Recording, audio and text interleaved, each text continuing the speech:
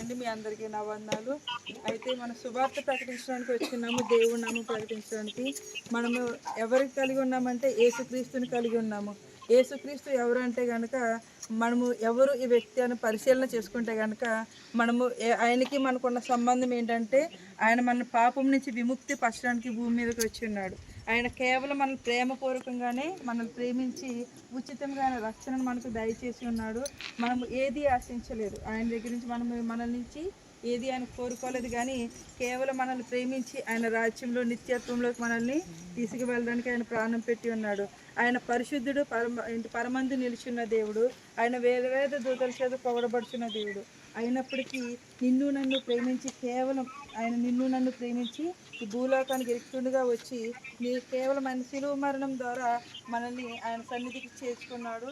అంతేకాదు మనం ఎప్పుడైతే పాపం ఒప్పుకుంటామో, పాపని ఎప్పుడైతే విడిచిపెట్టడానికి ప్రయత్నిస్తామో ఆయన పరిశుద్ధాత్ముడి ద్వారా మనకు సహాయం చేసి ఆయన సన్నిధికి మనం చేర్చుకుంటున్నాడు.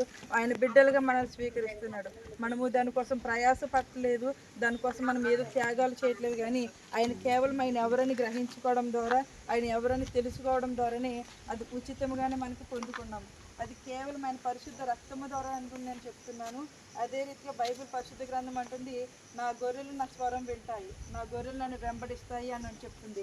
ఆయన ఈ లోకంలో ఏ రీతిగా ఆయన జీవించున్నాడో, ఆయన పాపాన్ని ఏ రీతిగా మాదిరి దాటి ఉన్నాడో, ఈ లోకాన్ని ఏ రీతిగా చేయించున్నాడో ఒక మాదిరి మనకు మార్గము చూపించున్నాడు.